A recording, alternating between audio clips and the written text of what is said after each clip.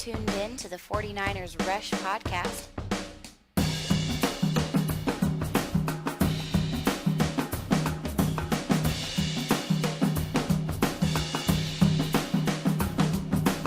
And here is your host, John Chapman.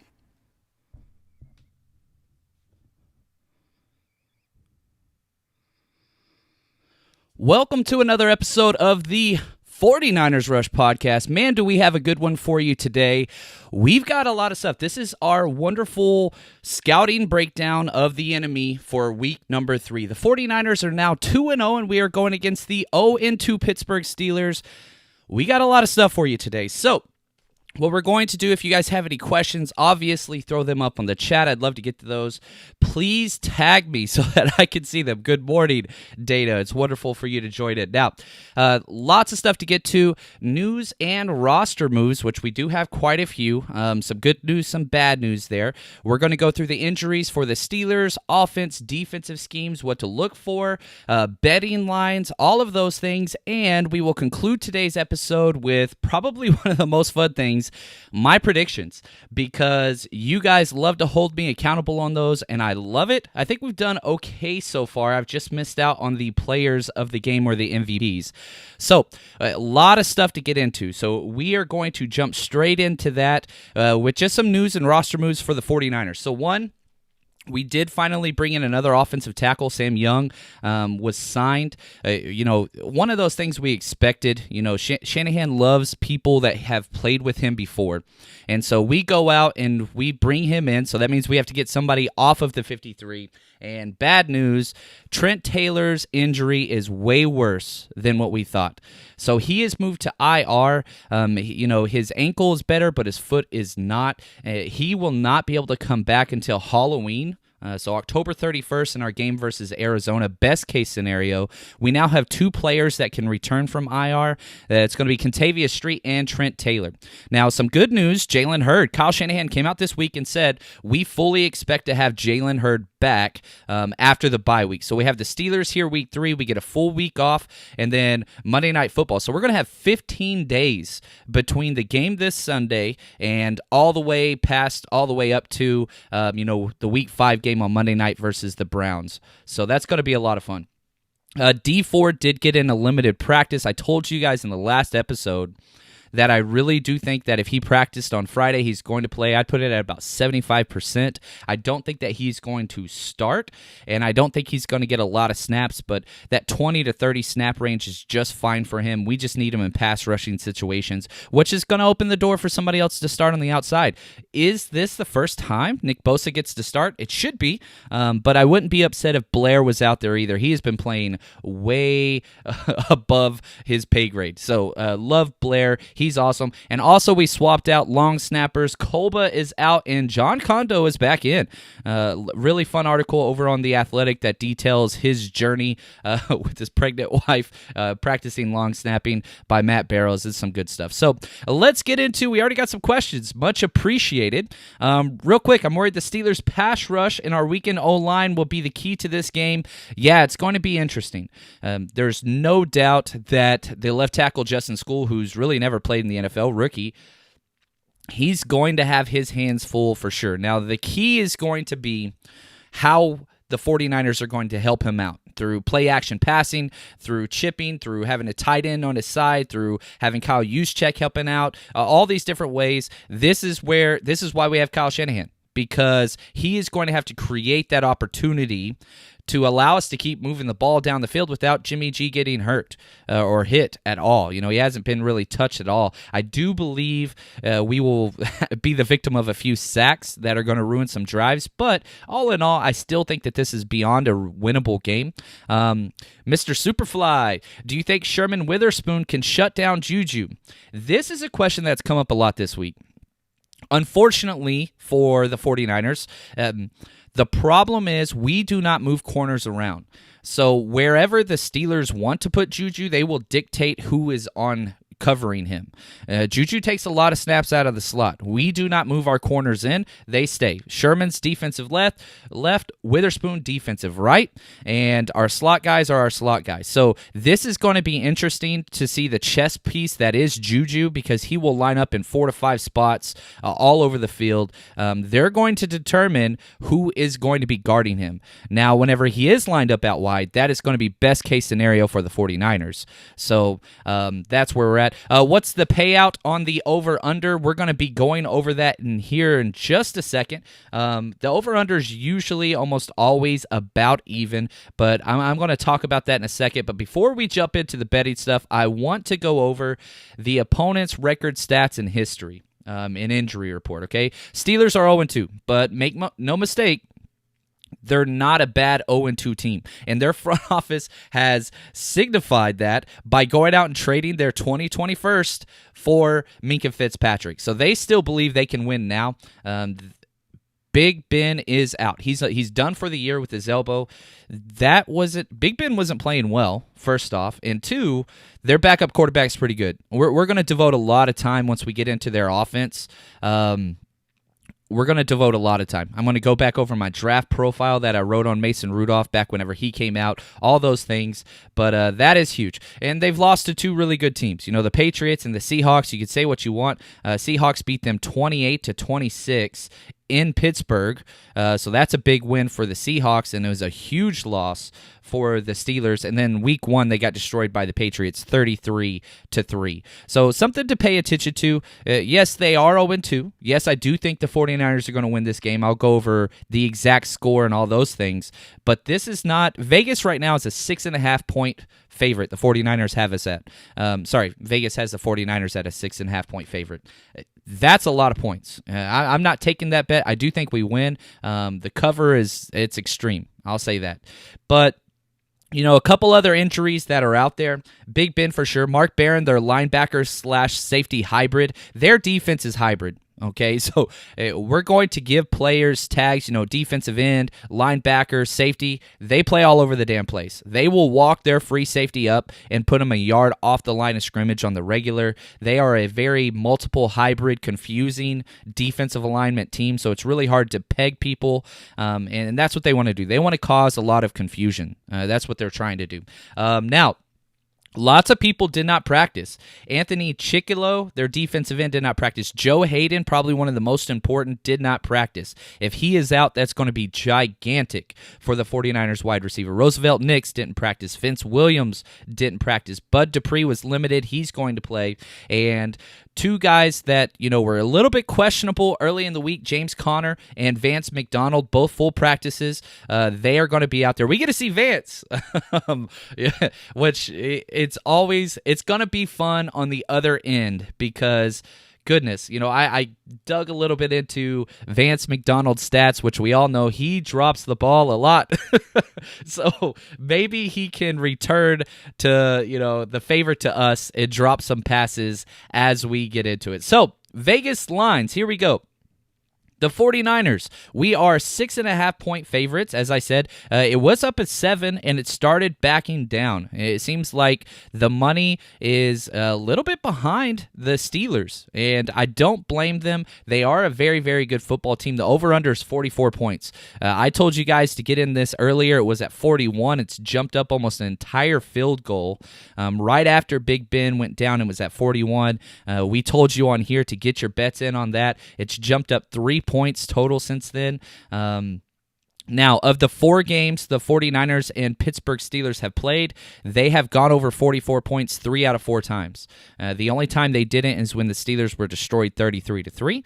But I do like this bet. You know, it's about an even bet according to the, you know, my bookie. And here's the deal, man. There is something new. So, couple things. Whenever I talk about a bet on here and I say I like it, I'm putting money down on that. So if you want to join me, that doesn't mean we're going to win. We are 4 for 4. It's about to jump up. I did give you 2 season-long bets earlier this week in betting the under on Teddy Bridgewater starting and winning 7.5 games, and also Mason Rudolph starting and winning 7.5 games.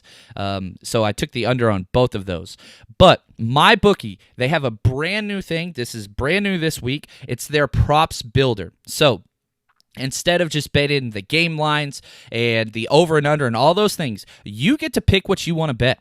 And they have everything. You could pick a bet earlier in this week again was who's going to have more receptions, Deebo Samuel or Dante Moncrief. Holy freaking cow, they've taken that off their site, but they still have quite a few bets that are very, very profitable. So what you do is you head to mybookie.ag. Use promo code 49ers, 49ERS, and once you do that, they're going to double your initial deposit. Then you click on NFL, click Props Builder, and then you highlight the game you want, and there are so many bets. There's hundreds of bets, whether it's receptions, yards, passing touchdowns, whatever. My favorite thing that I've been playing with a lot lately is the double up. So you pick two things that are going to happen, and you get pretty good odds. Here's the bet that I put my money down on this week. I bet on Kittle to have 80-plus receiving yards and the 49ers to win. That is plus 108. So you're going to double your bet with a little extra if that happens. Again, Kittle, 80 yards receiving, and the 49ers come out with the victory. Man, that's doubling up. I like that very, very much. So head over to mybookie.ag, use promo code 49ers, get doubled your money, and just go have some fun. There's a lot of stuff on there, and MyBookie's amazing because when you win, you get paid, and it's easy to get your money out. Now, a couple questions have been popping up. Appreciate that, guys, for your patience. You said if Jimmy G gets sacked more than 4 times, the 49ers lose. Do you think the Steelers will do this? I don't think he'll get sacked 4 times. I do think that he'll be sacked 2 to 3 times. I think the 49ers could win this game even if Jimmy Garoppolo gets sacked 4 times. Their defense is predicated on turnovers and sacks. But because of the way that they scheme and their alignment, it's not a sound defense. They are not gap sound, and they're not coverage sound. They do a lot of man on the back end with huge cushions whenever they bring all these various blitzes and whatever else. So this is a game that could be bananas, where lots of interceptions, lots of sacks on both sides, but lots of explosive plays as well. So this is not one of those games where it's, you have to, obviously you always want to be safe, but Jimmy G could go down several times and we still win this game. I do believe that is 100% a possibility. So, next question, who am I most impressed with on defense? Quan Alexander. I think, he's one of those guys that's up for comeback player of the year, and he's even playing almost to a defensive player of the year caliber in week 2. Obviously, he's kicked out in week 1, so that hurt. But if he can manage that hype and be able to do his thing, we're going to be just fine. Sorry about that. Next question. Do you think the Steelers' lines are bigger and stronger than the 49ers and will push us around? I don't think that they're going to push us around, but this is 100% strength on strength. The matchup of this game is the Steelers' offensive line versus the 49ers' defensive line. So their offensive line is absolutely incredible. I did an article in the offseason where I went out and I ranked every single offensive line going into the season. I had the Steelers at number 8, and you could make the argument they're a top 5. They don't really have a weakness. And on top of that, they run 13 personnel, which I'm going to get into a little bit more later. 13 personnel is, the first number is how many halfbacks you have back there, so 13's 1, and then 3 additional tight ends, but they're not really tight ends. What they'll do is they'll bring in an additional offensive tackle. Okay, so they'll have 3 tackles out there. Then they'll put a big tight end and then another tight end next to him. So 3 additional guys to where instead of the 5 offensive linemen, they'll basically have 5 offensive linemen to the right of the center alone with a tight end off the line, a wing T almost formation overloaded to the right. They love to stack up and protect. Their quarterback doesn't get hit very much. The 49ers defense is predicated on pressure. And what the Steelers do is they say, look, we're going to keep everybody in a block, and we're going to send guys on go routes on the outside. That's it. So they'll do a lot of 3 passing options where their job is we're just not going to let anybody get our quarterback, and if one guy gets open, it's going to be for 50 yards deep.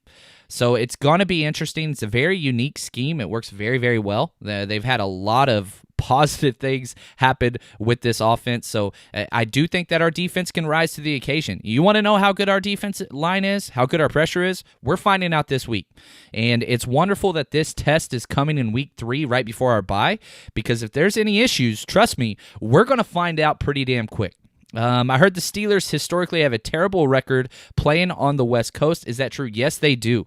Mike Tomlin in particular. Very, very bad numbers traveling across. But here's the thing. Every single team in the NFL sucks whenever they play 2 time zones across, especially on Sundays. When they're night games, it's a little bit better. That number kind of goes back closer to the mean and is a traditional road game variance. But early on, Mike Tomlin has been, look, here's the word, ding, ding, ding, abysmal when coming all the way over to the West Coast. So hopefully that continues, especially with the rookie quarterback getting his first start. John, what's the probability of going 3-0, 3-0 team going to the playoffs? So I don't know the specific numbers, but what I do know, teams that went 2-0 on the road historically have a 55% chance of making the playoffs. There's only 3 teams that have done that so far. I believe it's the Packers, the Chiefs, and the 49ers this year. Only 3 teams qualified for 2-0. I believe it's those 3 teams. I could be off. That's the top of my head. Now, obviously, 3-0, that's going to shoot up exponentially. My guess would be, well, not exponentially, probably about 60 to 65%. Now, the problem is this. 3-0 is wonderful. We're in a hell of a division. Our division has 1 loss. We have 1 loss through 8 games. Nobody's played each other in our division yet. The Arizona Cardinals, they have a tie and a loss, but we're the only team or the only division with 3 undefeated teams, the Rams, the Seahawks, and the 49ers, of course. But this division's tough. And the NFC is very, very top-heavy this year. So that wild card, 9-7, probably will not get into the playoffs.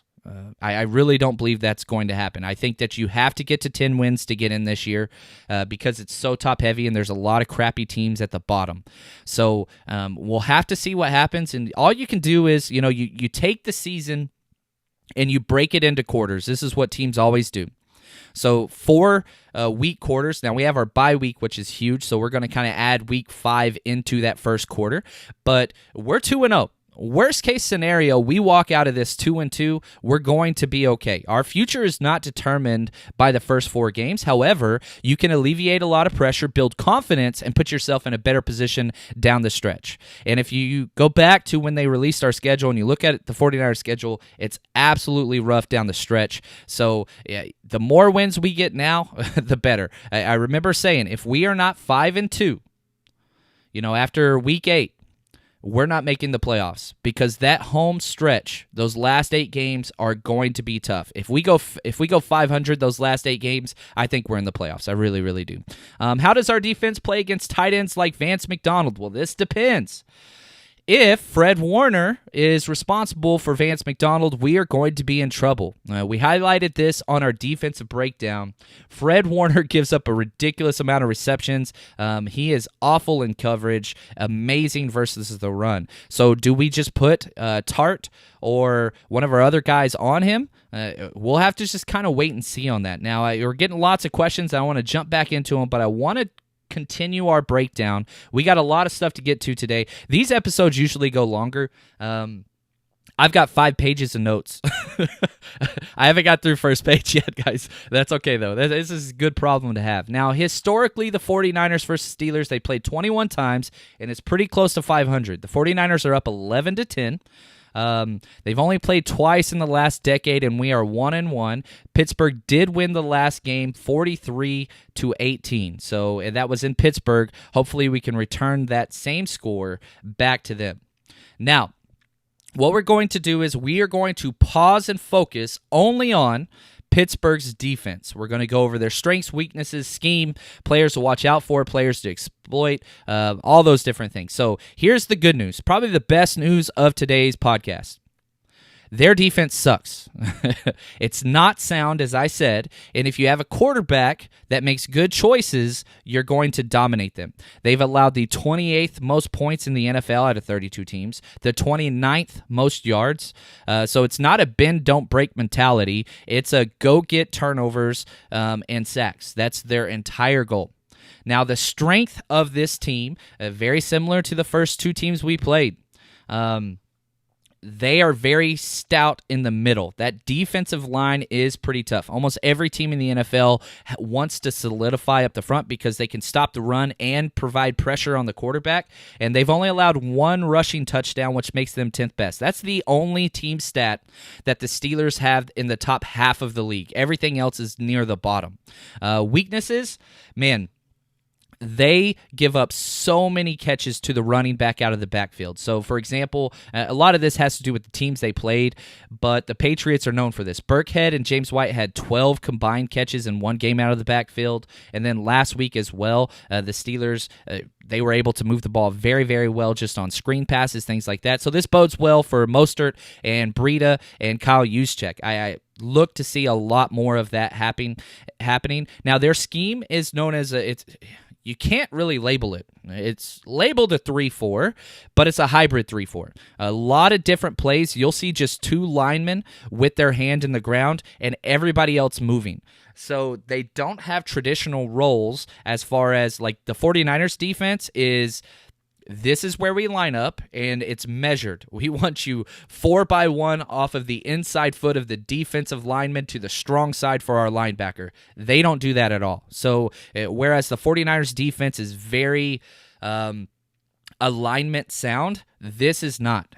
People are moving around like crazy, and the main reason why is they don't blitz a lot.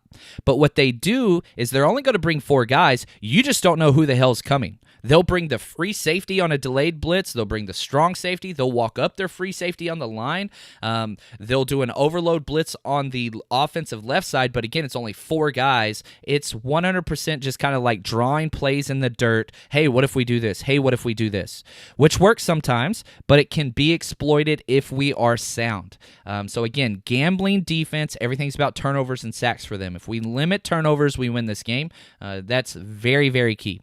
Defensive players to watch out for. There's really 3 guys that I'm really, really worried about. TJ Watt, the brother of JJ, obviously, he is unbelievable. He plays everywhere. He'll have his hand on the ground. He'll be in coverage. He rushes the passer. He's great he does everything. By far their best player on defense. He's got 9 pressures and 1 sack and 3 additional QB hits so far this season. Oh, man, he plays predominantly on the defensive left side, which is great news for us because that's going to be Mike McGlinchey on him. However, if I was the Steelers DC and they move everybody around, I would put him over Justin School for probably 80% of the game. So we'll see what happens there. And then 2 more defensive linemen scare me, Stephen Tuitt and Cameron Hayward in the middle. They could do so much because these 2 guys don't move. They are anchors in this defensive line. And what's crazy is Stephen Tuitt, he's got 3 total sacks so far as an interior guy. He plays the defensive end spot kind of like very similar to what Cowboy used to do for us. That big side defensive end, but he's so strong and powerful that he can actually get pressure as well. Before I finish up their defense, a couple players I think we can exploit. If Joe Hayden is out, he hasn't been ruled out as of me recording this, then I think Mike Hilton will get to start at outside corner, and he's a very strong physical run corner. He's awful in coverage. So his film just looks bad. Any double move, any long play action pass is going to be trouble. Again, great versus the run, Mike Hilton. Awful in coverage. The Steelers love those big physical cornerbacks, but because of that, it doesn't always play out well in coverage. So I'm very excited if Joe Hayden's out. I think Debo could just completely dominate that guy. It would be a dream matchup for him out there. Also, Devin Bush, who probably one of my favorite linebackers to come out of the draft in over a decade. We had 2 of them this year, and Devin Bush and Devin White. We played both in 3 weeks, and he is amazing versus run, but here's the issue. He has missed 2 tackles already, and he's got a little bit of this Fred Warner side to him. He has allowed 11 catches on 14 receptions and 2 touchdowns. This game is looking beautiful for our backs, not rushing, but coming out of the backfield, screen game, jet sweep motion, set up a screen, which we've seen Kyle Shanahan do a lot. And the last guy I want to talk about on their defense, Terrell Edmonds, the safety. They took it the first round. I had a fourth-round grade on him whenever he came out. He has allowed 6 catches on 8 targets with 1 touchdown and 142 quarterback rating when targeted. Will Disley destroyed this guy. Will Disley, I do not consider a great tight end, but if he could do this to Terrell Edmonds, what the hell is George Kittle going to do? So excited to see what's going to happen there. A couple more questions before we jump over to the offensive side.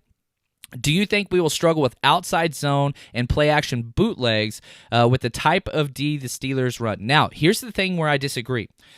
I don't think that we will struggle. The issue is this. Play action was designed to destroy teams like this. The only key is, can you give your quarterback enough time?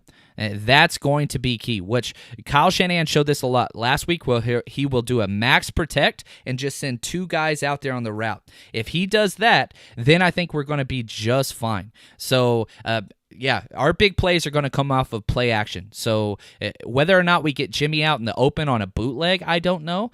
But I'm not worried about our outside zone because, again, they're not gap sound.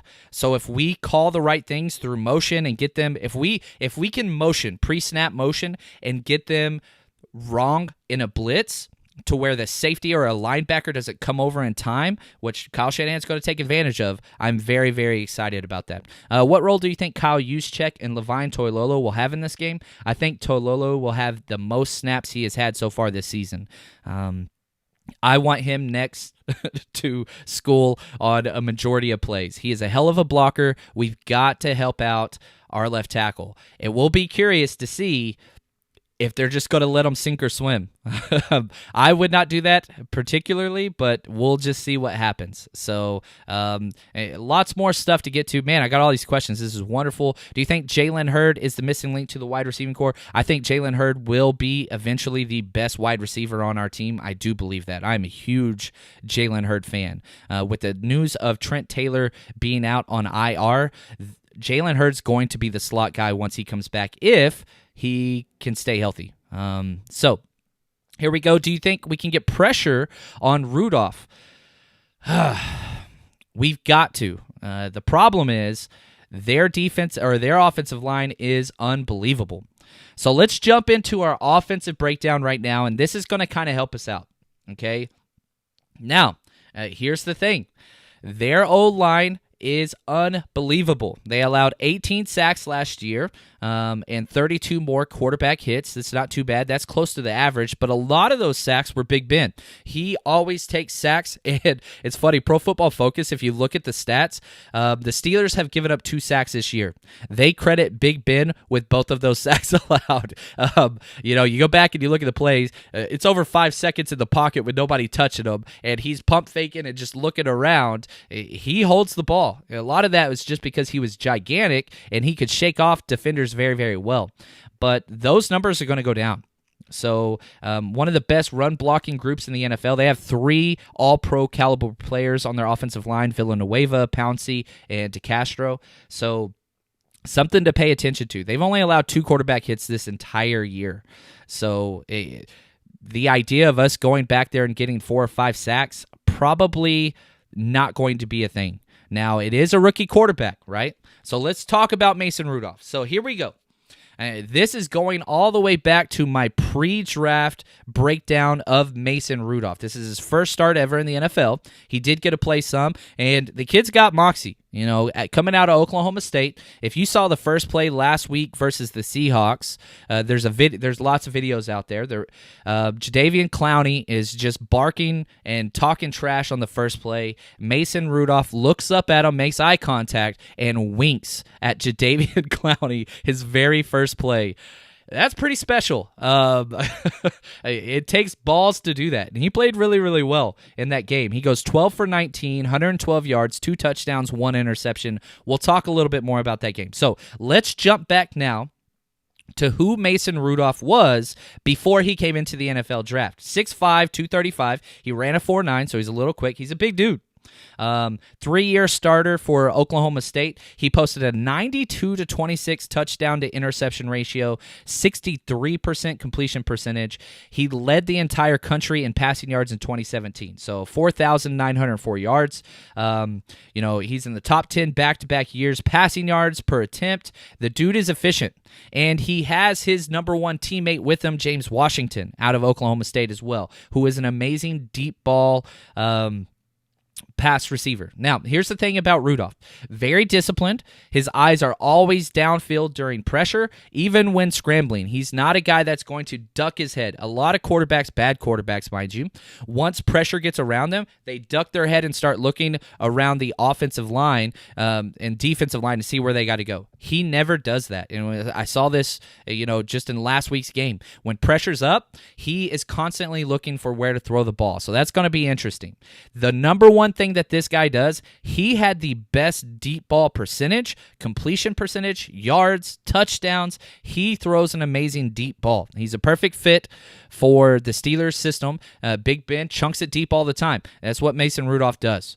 So he did have a lot of predetermined reads in college. He was not a guy that would get to his third or fourth option very often. He knew where he was going with the ball right off of the bat, and he's very streaky. He can overthrow 3 passes in a row, or he doesn't have an incompletion for an entire quarter. So you can't let this kid get settled. You got to hit him. You hit him, he's going to have a bad game. So player comparison that I had, again, this was all before the draft. Ryan Tannehill, but a much better deep ball. I had a second-round grade on him, which is where he went. Now, the one thing that was very interesting last week, he was blitzed 5 times after he went in. He went 1 for 5, and threw an interception on those blitzes. So not that he didn't get pressure either. The problem is he can't diagnose defense. Raw talent is there. He's unbelievable. His arm is unreal, and he's got wide receivers to go get the ball deep. So the issue is you got to confuse this guy. You've got to do multiple defensive looks. You got to move guys around. You got to bring guys from different places. Make him think. If he thinks, he loses. So curious to see what Robert Saleh has up his sleeve to what he's going to do, because we can win this game easily if we just get to the quarterback early. I really do believe that's key. Now, what they do on offense, they are a power team. I talked about 13 personnel earlier. Dre Greenlaw is going to play a lot of snaps. They do come out in 4 wide packages, which will move to our nickel defense, but we're going to be in a traditional 4-3, probably about 60 to 70% of this game, much more so than what we did last week. Last week, we didn't have 3 linebackers out there unless it was short yardage. We're going to have a lot of 3 linebackers, so Dre Greenlaw is going to be key this week. I'm really excited to see how he's going to play. Players to watch out for: Juju, James Conner in the offensive line. Man, the matchup of the year is going to be David DeCastro, the right guard, versus DeForest Buckner. I am so pumped. Every single time they are out there, I'm watching that. That is good. That's best on best. It's going to be great. That's what football is about. I love top-tier matchups like that. Now, a couple tendencies that I found with their offense: they love attacking the left side of the defense. And this was the same for Mason Rudolph when he was in college. He loves to throw through the offensive right, defensive left. Richard Sherman's going to have a game. He's going to be targeted a lot. So 7 passing attempts, and this is a very small sample size, I understand. When Mason Rudolph came in, he threw the ball to the defensive right 7 times, only once to the defensive right. And that one was incomplete. 12 rushing attempts off the right tackle, only 2 to the defensive left. So they love attacking. I just mixed up my words there, sorry. They want to go to the offensive right side all the time, whether it's running or whether it's passing. So Eric Armstead, Sherman, those guys, it's going to be key. We're going to see what they got. And I think Tarvarius Moore is probably going to have one of his most important matchups, because when they do that 13 personnel crap, he's got to come down and play. You can't have him just sitting in the back all the time. So curious to see what he's going to do there. Now, players to exploit: Mason Rudolph and Vance McDonald. Vance only got one drop so far this year. I think we could change that. I really do. We got the drinking game that Better Rivals puts out. When Vance McDonald drops a pass, you take a shot. That needs to be in full effect this week because it's going to happen. So a couple more questions before I get into my predictions. Do I have a scouting report on Rudolph? I just read that one. Sorry. Weaknesses, you got to make them think. That's huge right there. Why do you think the Seahawks struggled against the Steelers? Because they have one of the worst offensive lines in the NFL, and they do not mind their quarterback getting hit because he somehow has never missed a game. I don't understand it. It's all about the Seahawks O-line. The offensive line for the 49ers is better at every single position except for left tackle. And, that's it. So, would love to have you on my 49ers podcast show. Yeah, just reach out to me on Twitter for anything. I just did a kind of monologue for the 49ers Nor podcast, which should be coming out later. Hopefully you guys enjoy that. That was a lot of fun. But yeah, if you want to reach out, that's fine. I'm here to help anybody out. Just reach out to me on Twitter at JL_Chapman, which you can see on the banner now, how you like those graphics. And also email if you want to do that as well. My DMs are always open on Twitter, or you can email me, 49ers Rush Podcast at gmail.com. Always open out there. What offensive player, not quarterback, worries you the most? It's got to be Juju, because they dictate who is on him. So they can hide him. They can match him up with a linebacker if we're in a 4-3, traditional 4-3 with three linebackers. So that scares me. So we'll just have to see what happens. Could pressuring Rudolph be better game plan than trying for sacks? 100%. We've got to make that kid think, and if we do that, I think that we win. I really, really do. So excited for that. Now let's get to my game predictions, and please, at me on Twitter whenever I get these things wrong. I do not mind it. Hold me accountable. I love that. But you also got to hold me accountable whenever I get it right sometimes as well. Here is my prediction for the game. The 49ers will win and increase to 3-0. And if you've been following me in the past, you know I'm not like one of those guys that thinks the 49ers win every game. But I do have a very close game, and I have it coming down to the last possession. 27-24, close one. Robbie Gould kicks a field goal to win the game on the last drive. Jimmy G will be getting hit a lot. I have us getting 2 sacks and 3 additional QB hits, which would total more than he's received the first 2 games. But George Kittle is going to finally have his huge breakout game without the refs taking away 2 damn touchdowns. I have him getting 10-plus targets, 100-plus yards, and at least 1 touchdown. I talked a little bit about the bet that I put in on my bookie under Props Builder. 80-plus yards for George Kittle, and the 49ers win. That is my bet of the week. 49ers will rush for 150 total yards. I had 175, but I think 150 is a little bit more reasonable. On the defensive side, Quan the Enforcer will continue to play insane. He will be on James Conner all game. So all those slot passes, the little screens, the little bubble screens, all that stuff, Quan's going to shut him down. So if you're a fantasy person, yes, James Conner should be started. You have to play him, but he's not going to have that great of a game. I really don't think that he is. Quan's going to shut him down. Now, the problem's going to be is if James Conner gets matched up against Fred Warner in the passing game. We can't allow them to do that. That's going to be problematic. Richard Sherman will have a roller coaster day. He's going to give up a touchdown, but also get an interception. They are going to test Sherman. I could see him getting 7 or 8 targets, and deep targets at that. So excited to see that. Vance McDonald will have 2 drops. And this is the week that we are going to find out who Tarvarius Moore is. This is his week. He's been out there. He hasn't given up any big plays. We're going to figure out if this guy's a baller this week, because he's going to have to play well. And as I said, the game-winning drive will be Robbie Gould kicking a field goal with little to no time left on the clock. Super excited about that. Quick question. With all of the focus on Kittle and Debo, could Goodwin or Pettis be a surprise star in the game? Yeah, Pettis for sure. He led the team in snaps last week with 35 from the wide receiver position. If he's going to continue to be out there on the field like that, something's going to happen. I guarantee you something's going to happen. Goodwin, I think we saw a little bit more of what Goodwin's going to be. I struggle seeing him get more than 3 or 4 targets in a game. I could be wrong. Hope I'm wrong. I love Goodwin, but he is a guy that just takes the top off the defense, which is huge, and that's going to kind of stop whatever it is. His job is much more of a decoy because you have to respect the speed. Fastest guy in the NFL, unbelievable, takes the top off. But that allows for all the undercut stuff with our running backs, Juice, Kittle, all that stuff. So his job out there is just, we have to hold him honest. So you got to give him the ball sometimes, but he just opens up seams for everybody else. Do a shout out for the Niners fan home base. They need to fill those seats and be active. The team deserves support this year more than any other. 100%. Whenever we made the move to Santa Clara, not happy with it, but it's what happened. We don't have a say-so in that. We've got to turn into a fan base that rocks the stadium. I'm very excited. I want to be taking my family to a couple games this year. But the idea is this. We need home field advantage. And the way that you do that is by having smart fans. We have the smartest fans. Quiet when we're on offense, loud as hell on third downs when we're on defense. That's number one. So if you're going to the game, if it's third down, just yell. If we're on defense, it's third down, yell. That is absolutely huge.